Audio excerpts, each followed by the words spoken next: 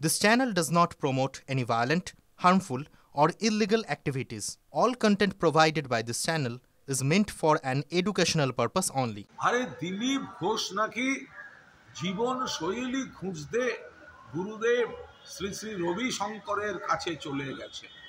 সে দিলীপ ঘোষ তাকে তো কিছুতেই প্রধানমন্ত্রী বা দিল্লির নেতারা এলে মঞ্চে উঠতে দেবেন না।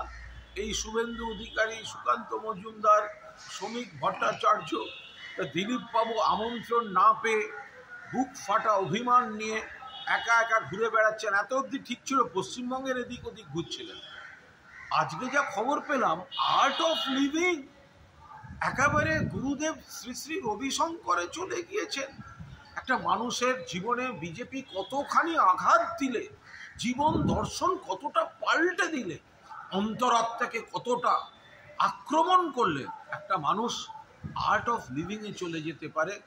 দিলীপ বাবু এখন ওখানেই থাকবেন নাকি আবার বিজেপির মঞ্চে ফিরবেন সেটা অবশ্য আমি এখন জানি।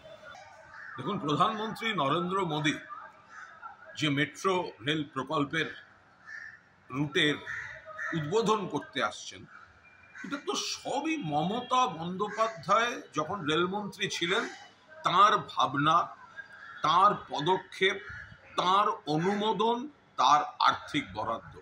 এতদিন রেল করে উঠতে পারেনি, ভোটের মুখে উদ্বোধন করে ফলকে নিজের নাম লেখাতে আসছেন। নিখাদ রাজনীতি, বাংলাকে উজাড় করে রেলের ক্ষেত্রে যিনি সমস্ত সাফল্য দিয়েছেন, নতুন রুট, নতুন লাইন, নতুন ট্রেন, নতুন স্টেশন, নতুন প্রকল্প, বিপুল কর্মসংস্থান, তার নাম মমতা বন্দ্যোপাধ্যায়। আজ যেটা করতে আসছেন প্রধানমন্ত্রী, তাঁর তো আবার এই ধরনের অভ্যাস আছে, নাম বদলে দেয়া, অন্যের ভালো কাজটা নিজে শুধু উদ্বোধন করা। তো এই ধরনের মমতা বন্দ্যোপাধ্যায় রেলমন্ত্রী থাকাকালীন প্রচুর কাজ করে গিয়েছিলেন, যেগুলো এখন নরেন্দ্র মোদী ফিতে কাটতে এসেছেন।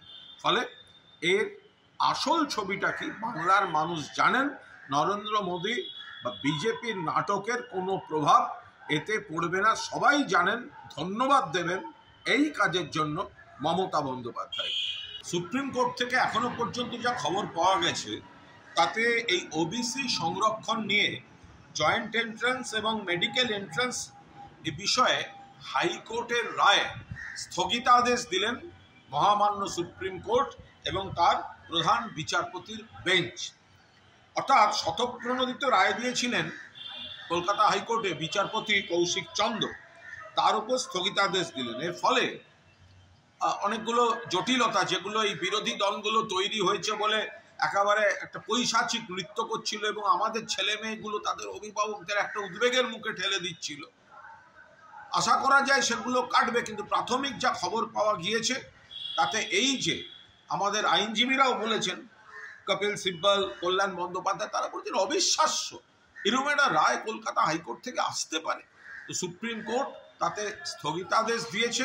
ফলে এই ছাত্রছাত্রীদের নিয়ে তারা যে অভিভাবকরা চিন্তায় ছিলেন, দুশ্চিন্তায়, মুখ্যমন্ত্রী দুশ্চিন্তা, সবাই একটা উদ্বিগ্ন ছিলাম। আশা করা যায় জটটা খোলার দিকে যাবে। ডিটেল রায় কি হয়েছে সেটা আমাদের নেতারা, আইনজীবীরা খতিয়ে দেখছে। মেট্রো রেলের প্রকল্পে উদ্বোধনী অনুষ্ঠান মমতাদির তৈরি করা, পুরোটাই ভাবা, টাকা দেয়া। এখন শেষ মুহূর্তে দেরি করে ভোটের আগে নিজের নাম তোলার জন্য প্রধানমন্ত্রী উদ্বোধনে আসছে। তো যাই হোক, তা রেল যা, মেট্রো যা নেমন্তন্নের কার্ড করেছে, তাতে শুভেন্দু অধিকারীর তলায় লেখা বিরোধী দলনেতা, আবার শ্রমিক ভট্টাচার্যের নামের তলাতেও লেখা বিরোধী দলনেতা, অপোজিশন লিডার। তো এখন কনফিউজ, দিল্লি কি একটু কনফিউজড হচ্ছে নাকি সব নতুন পদ তৈরি করার একটা পরিকল্পনা হচ্ছে? তো অনেকে বলছেন শুভেন্দু অধিকারী হচ্ছেন লিডার অফ অপোজিশন আর শ্রমিক ভট্টাচার্য হচ্ছেন এসওপি, সাপ্লিমেন্টারি অপোজিশন লিডার।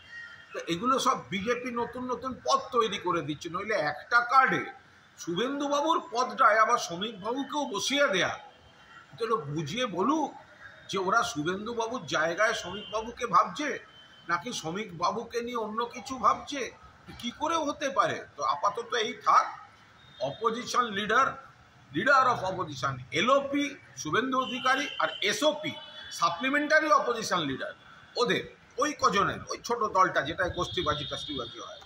তো এইটা হচ্ছে বিজেপির হাল।